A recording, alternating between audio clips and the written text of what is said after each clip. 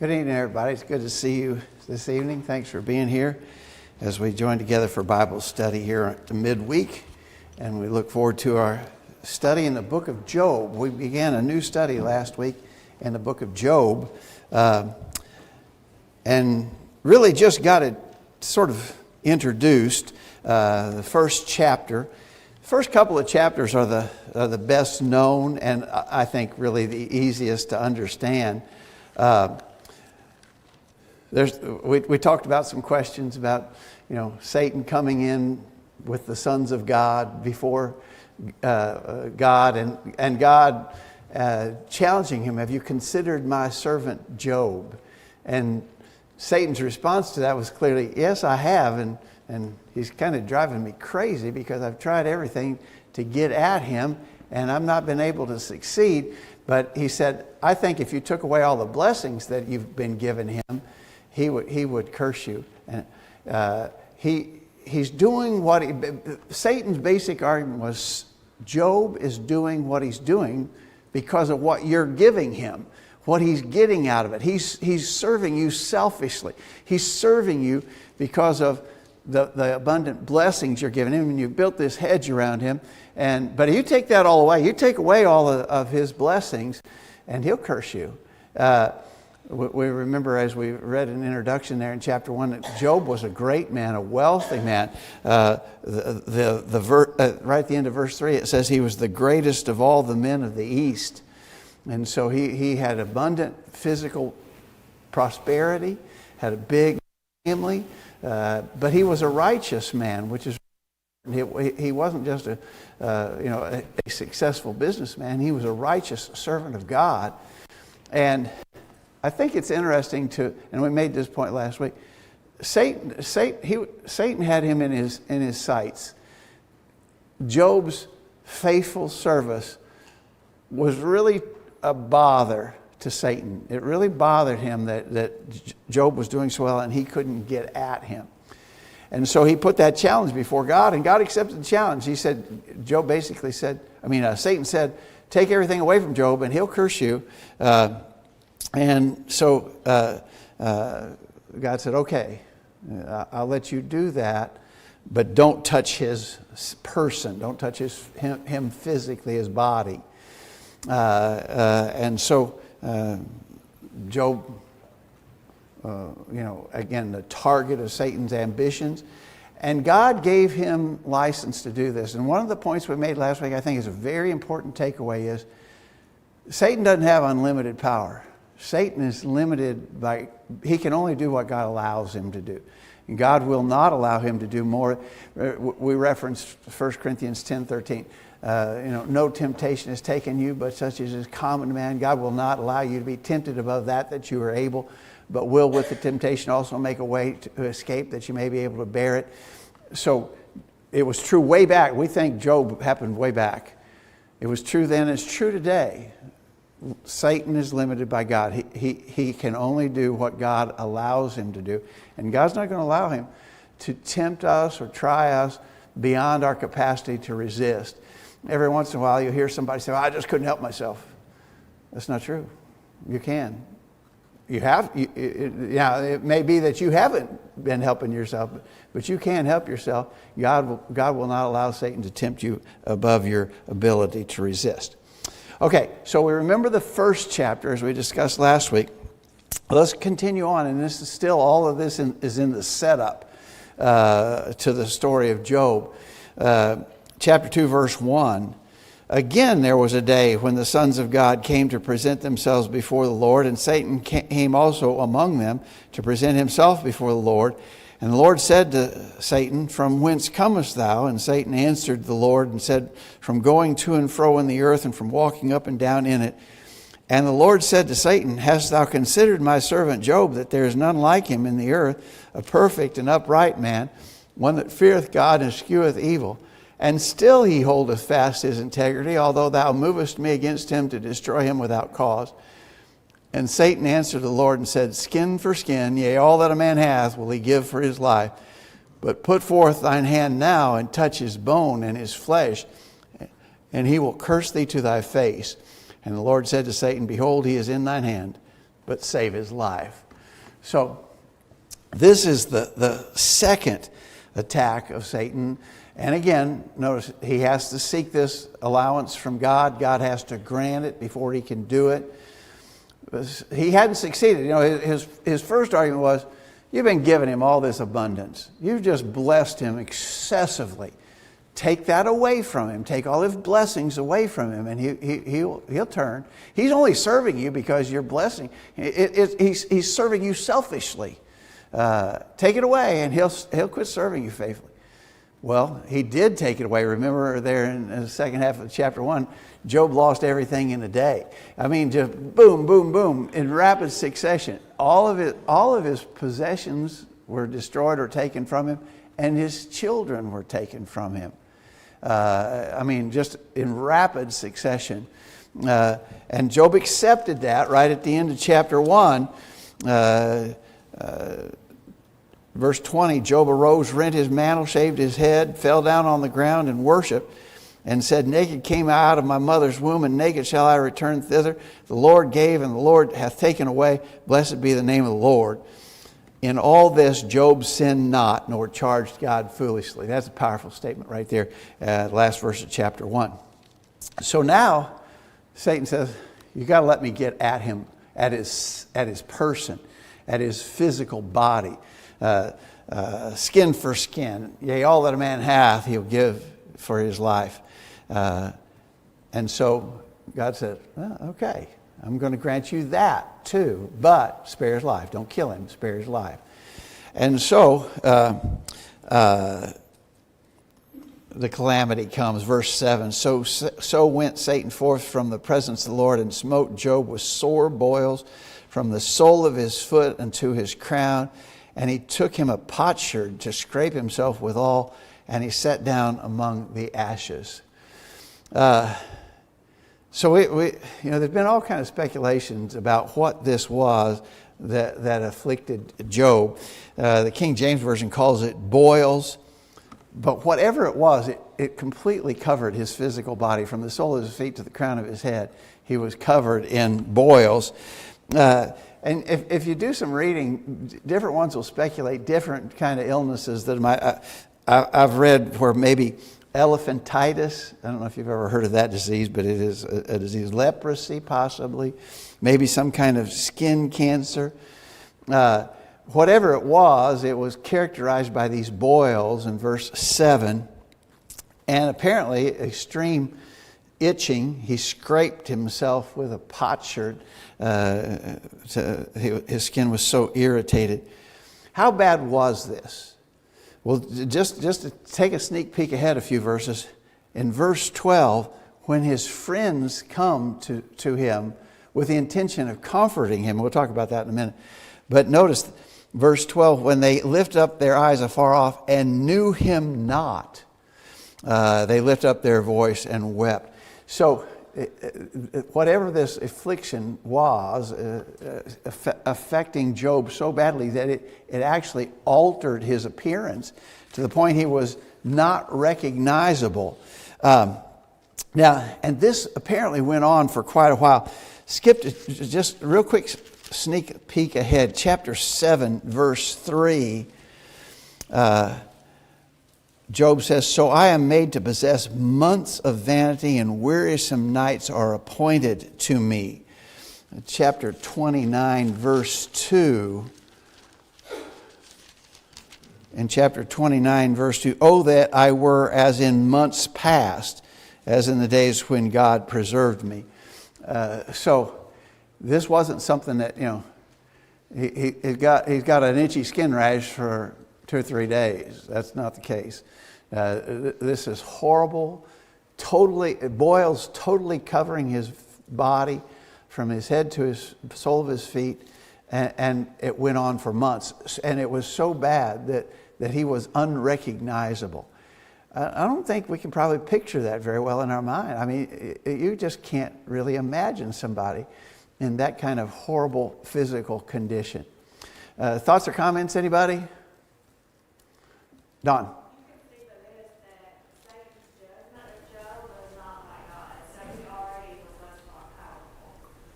Now say that, I'm not sure I caught that. You can tell with this that Satan's judgment of Job was not like God. Oh, no. It was all way less powerful already. Yeah. He was looking at the physical being where God knows us better than anybody. Yeah.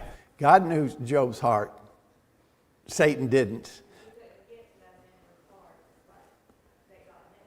Okay. So, Satan's estimation of Job was inaccurate. God, I think good point Don's making is God had a perfect, accurate picture of Job. He knew Job. He knows us. That's only because God knows us can he make the promise, I won't let you be tempted above that you're able to resist. How could he make that promise? And how could he fulfill that promise? Because he knows us. He knows what we're made of, and he knows what we're able to handle. He knew Job. He knew what Job was able to handle. Job was able to handle a lot. My guess is way more than any of us could possibly handle. But God knew that. God knew Job's heart. And so he was able to allow Satan to perform this test. Other thoughts or comments, anybody? Wade? I think that's one thing we never pray for much, is the ability to stand by the test. And that's something that we should probably pray for more, because we pray for things like, let us live in a good country, let us, keep our rights, blah, blah, blah. But we don't ever say, God, if I'm tempted, please help me to be strong. Yeah. Yeah. That's what we need to be praying for. Yeah. We should pray that no matter what happens, we'll be faithful. That we won't forsake God in the moment of trial. It's easy to be faithful. Well, I probably should overstate my case. It's not so hard. It's not as hard to be faithful when everything's going well, right? When it's hard is when things are not going well. That's when our faith is really tested, right? I've compared it to, if you tell one of the kids, after church, go over here to the convenience store and get yourself a Coke and a candy bar. And they do it. They obey. That's no test. That's not a test. Tell them to mow the grass at home tomorrow. That's more of a test, right? So we're tested when things are hard, not when things are easy. Wayne? Yeah, I was just going to say, I've taught this class in the past, and I put a picture of David Merrick up there, who was the famed elephant man, who had the elephantitis, just to, give a possibility of what Job could have looked like and why his friends might not have known who he was. Yeah, it was horrible. It was horrible, really beyond words to describe. I think you're right. Anybody else, Josh? I was going to say in chapter 7, verse 5, it said, my flesh is covered with worms, and clods of dust, and my skin is broken and become loathsome. It says over in chapter 30, I think, verse 30, my skin is black upon me, my bones are burned with heat. So, just extreme discomfort. Your skin getting covered with worms is not a description that's a good one at all. You mentioned chapter 30, verse 30, when it talks about black skin. In chapter 30, verse 17, it mentions corroding bones and gnawing pain. Again, probably very difficult to find words to really describe the horribleness of the affliction that Job was suffering. All right, now, another well-known part of this story. Yes. Oh, Monty. I think it's interesting when we look at the devil here in chapter 1 and chapter 2 both.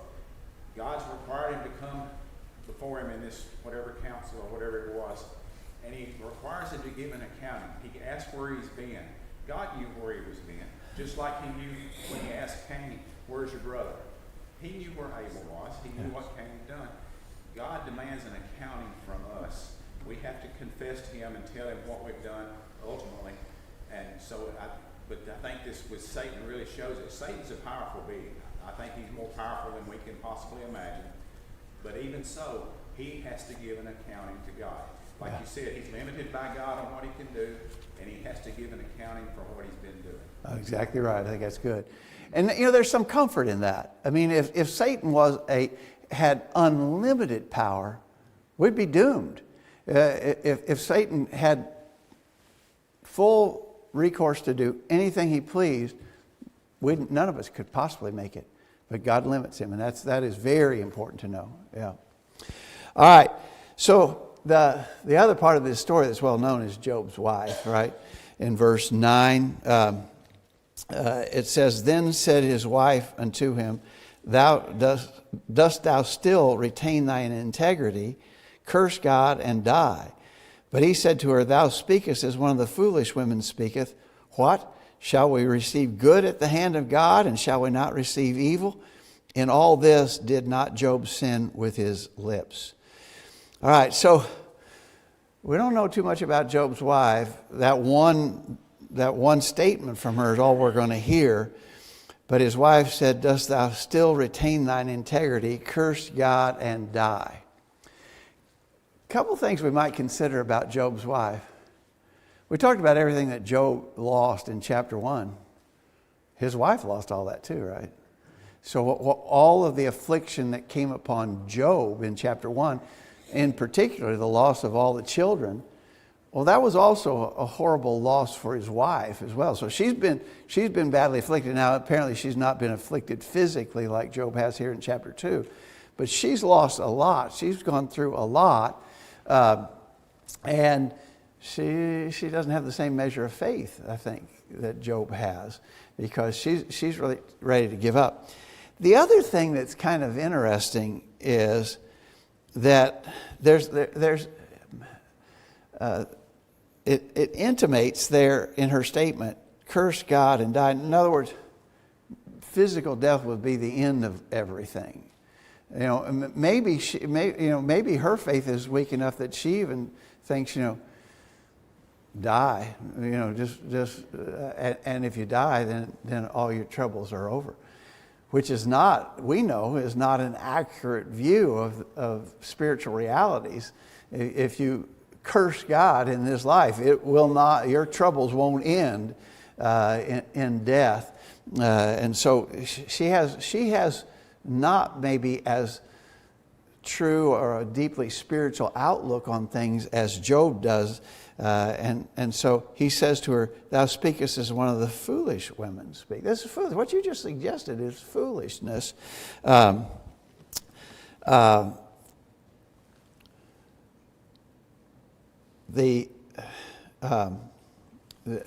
reaction of Job is, shall we receive good at the hand of God, and shall we not receive evil? In other words, God's blessed us abundantly. God's given us good things. God's taken things away.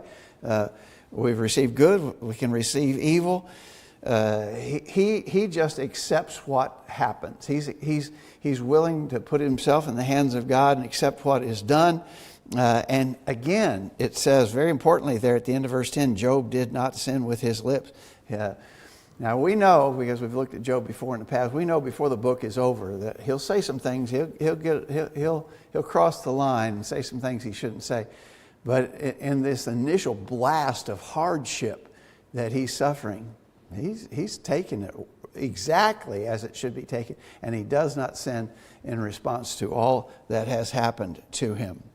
Thoughts or comments here? Any thoughts? Anybody got a thought about Job's wife? Josh?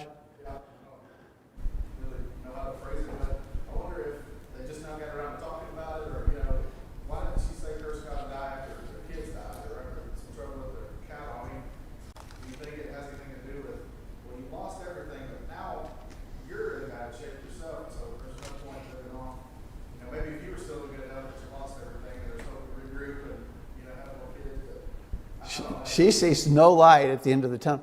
And you'd have to think Job probably doesn't see any light at the end of the tunnel either. Somebody commented, I was trying to find here in my notes, somebody commented that there was no hint of suicide. And why don't you just kill yourself? Why don't you just end it all?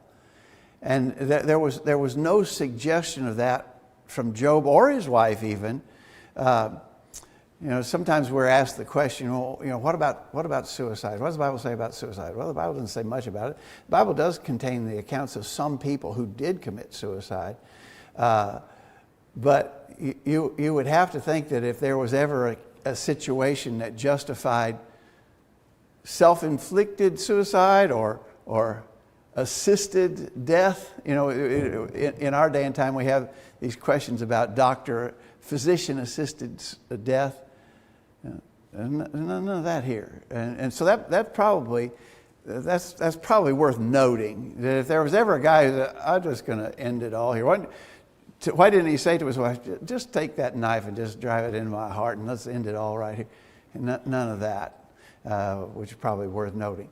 Thoughts or comments? Don? She was more concerned about the physical integrity instead of the spiritual integrity, and that's why she was foolish. I think that's right. That's right. She doesn't see that there could be anything good. Job, I think, is still seeing he has a relationship with God. He has an accountability to God. I think that's right. She sees it purely physically. He sees a spiritual side to all things. But again, I think you got to give her a little bit, maybe, it's probably not a fair way to say it, maybe cut her a little bit of slack, because she's lost everything too. She hasn't lost her health apparently, but she's lost everything else too. Thoughts or comments? Monty? You know, as we think about it from a physical standpoint, when we have a loved one that's suffering, that's really a lot of times more agony to us than personal suffering of our own. So not only did she lose everything in their family just like he did, but now she's having to watch what should be the person she loves most in the world in this unbearable agony, and they can't do a thing about it. I think that's a good point, because we've said plenty of times before. A parent would rather be sick than have their child sick. And so that's a good observation. She's having to watch him suffer this horrible physical ailment, whatever it is. All right, good point. All right. So now we're introduced to some other principal characters in this story, beginning at verse 9. Beginning at verse 11. Verse 11. Now when Job's 3 friends heard of all this evil that was come upon him, they came every one from his own place, Eliphaz the Temanite, Bildad the Shuhite, and Zophar the Naamathite, for they made an appointment together to come to mourn with him and to comfort him. And when they lifted up their eyes afar off and knew him not, they lifted up their voices and wept, and they rent every one his mantle and sprinkled dust upon their heads toward heaven. So they sat down with him upon the ground 7 days and 7 nights, and none spake a word unto him, for they saw that his grief was very great. All right, so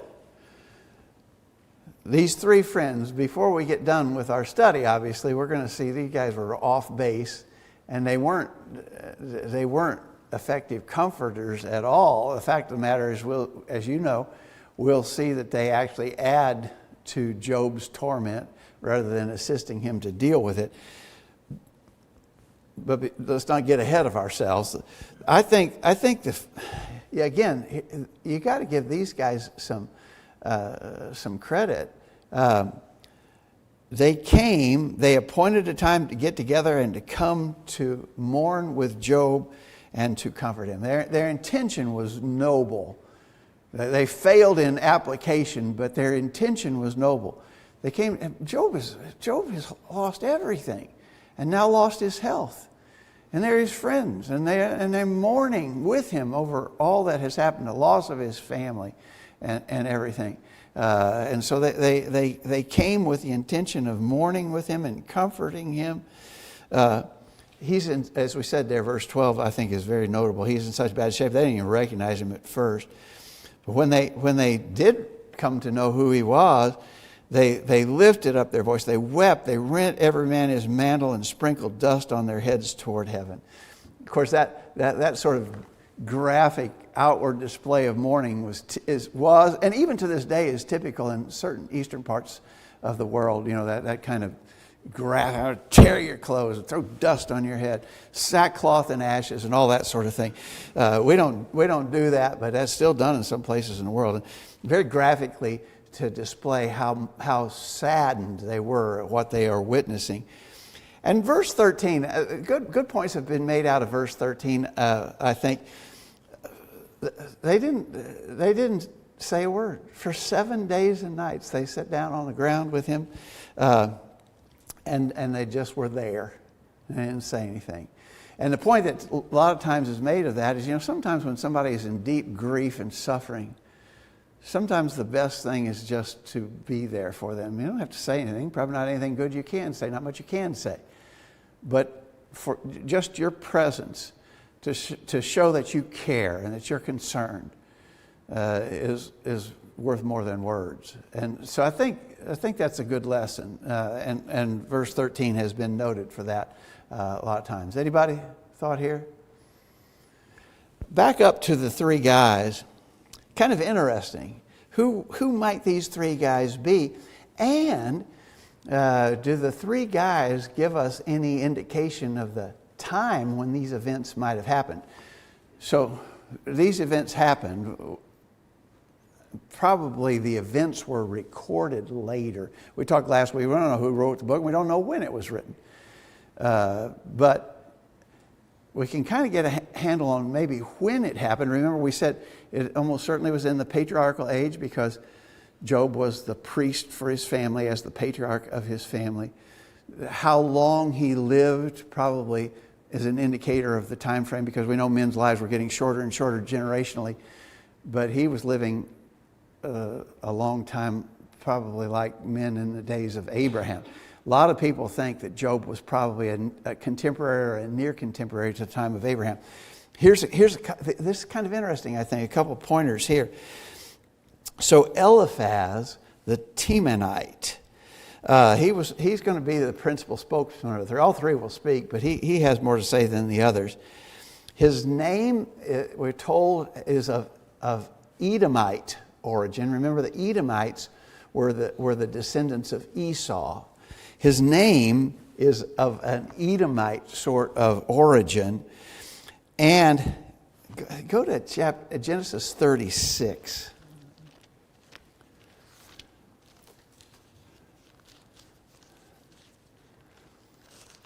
In Genesis 36, at verse 15, it's listing the sons of Esau.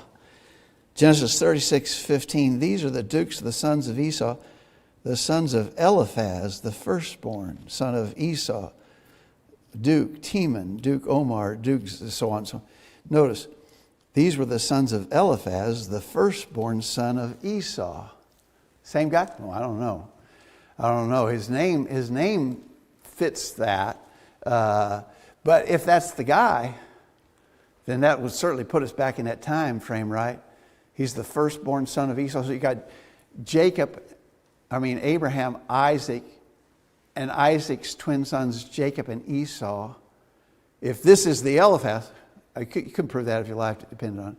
But if that Eliphaz is this guy, then that does put us back within a couple of generations of Abraham, right?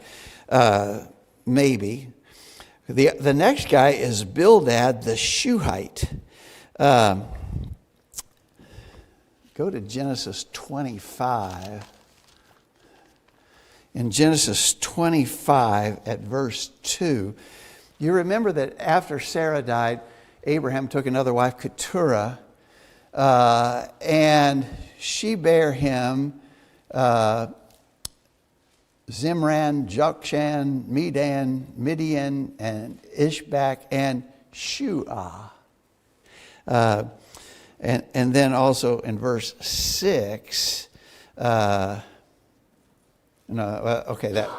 Jacob, unto the sons of the concubines which Jacob had, Abraham gave gifts, and so on. And he sent them away to the east. But one of the sons of Abraham by Keturah was Shuah. This Bildad is the Shuhite. Is he a descendant of Abraham by Keturah? Just maybe. And again, if someone held a gun to your head and said you got to prove that or else, you couldn't do it. But it's sort of interesting speculation. And then Zophar the Naamathite. We don't know as much about him, but there was a city of Naamah in Joshua 15, verse 21, a city of Naamah toward the border of Edom to the south. So that may be the city he was from. Again, off to the east, among the Edomites. So you get the idea that maybe all three of these guys were Edomite descent. Wait. So you mentioned Shuah there.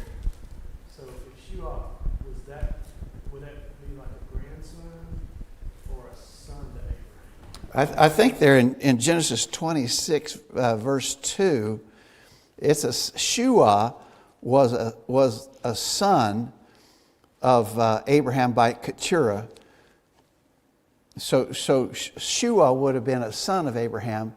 But again, you don't know. I mean, he's called Bildad the Shuhite. Would he be the next generation or maybe generations? Now we don't know. Yeah, you got to think about.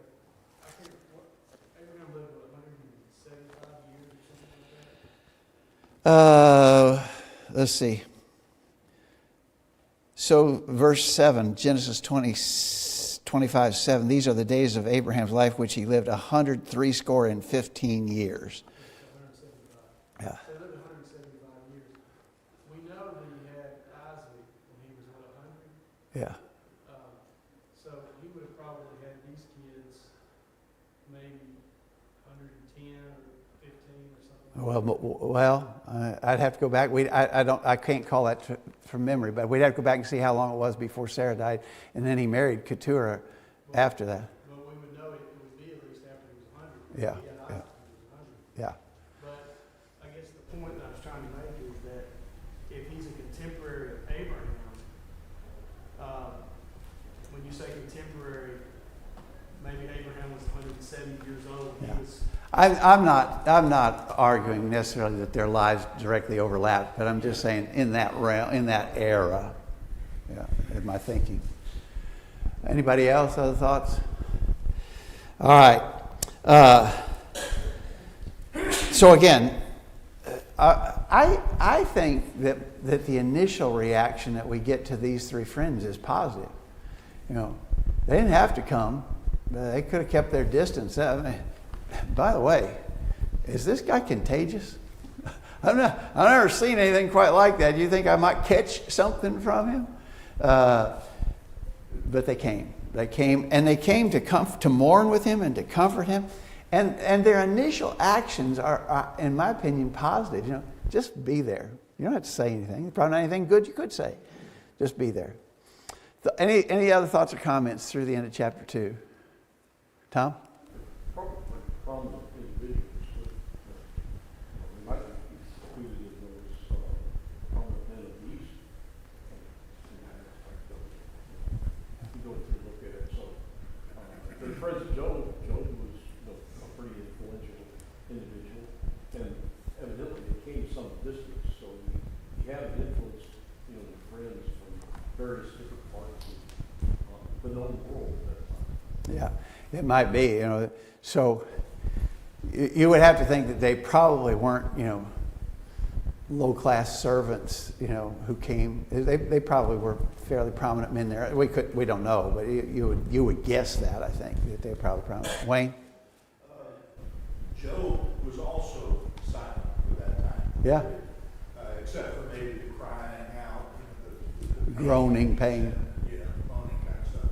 But he doesn't verbalize anything until chapter 3. Yeah. When they start verbalizing. Yeah. Exactly right. All right, anything else?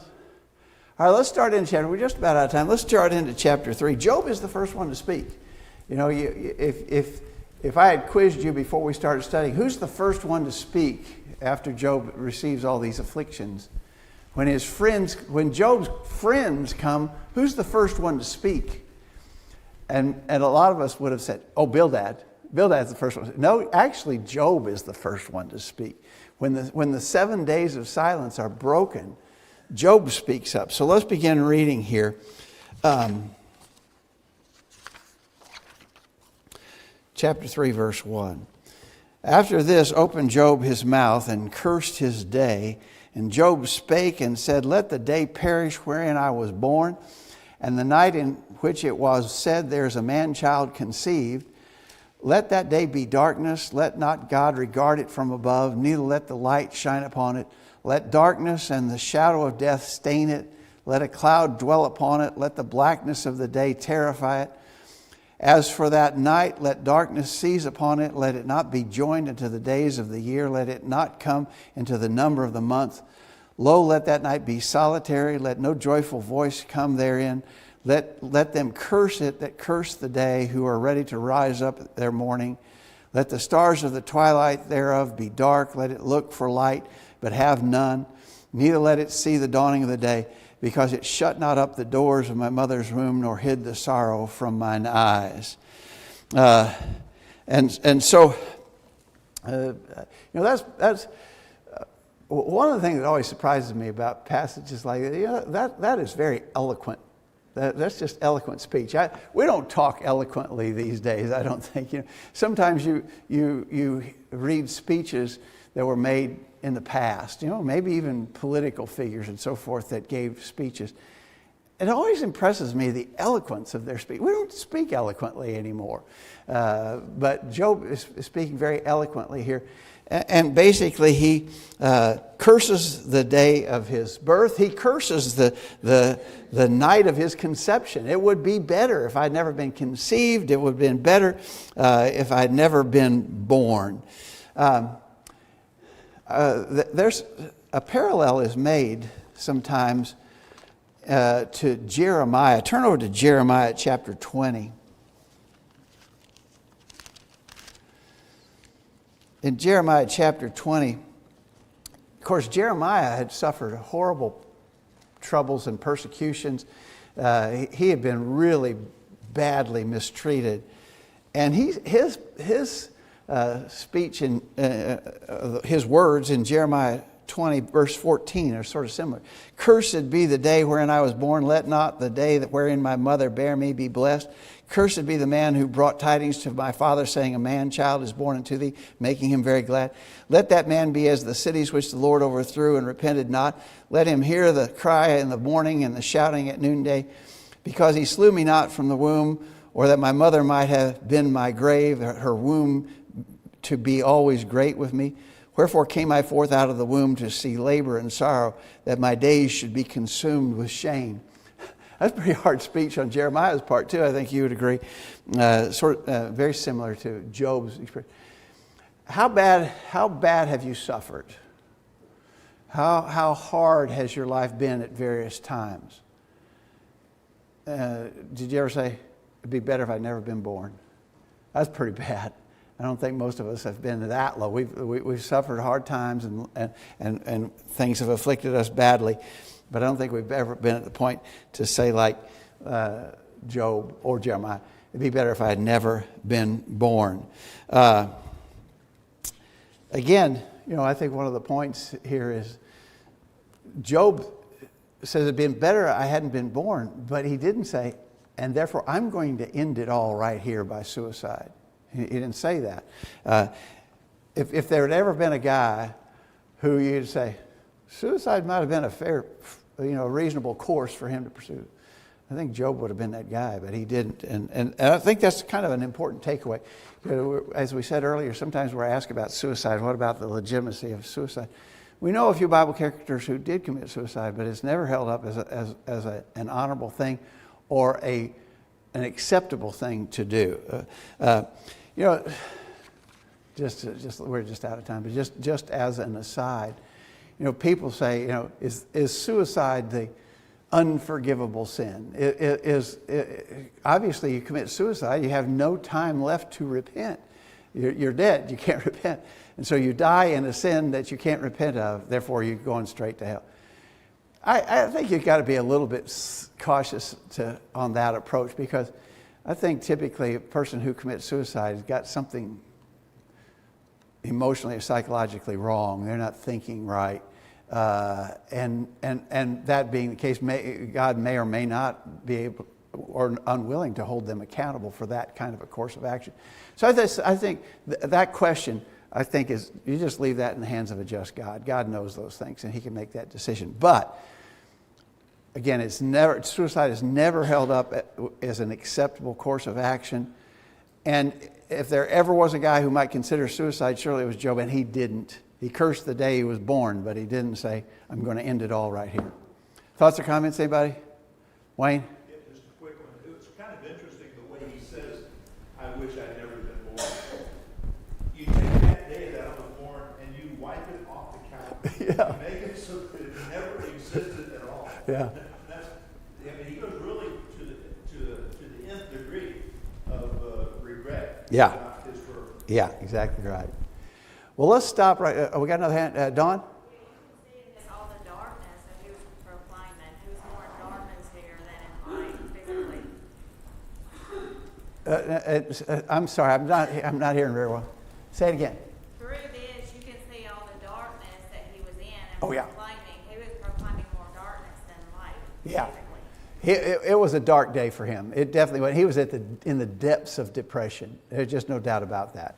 I think that's a good point, Don. I don't know how you could say it any more graphically. He is in the deep depths of depression in regards to all this that has happened to him. All right. We'll pick it up there next week, Lord willing. Thanks, everybody.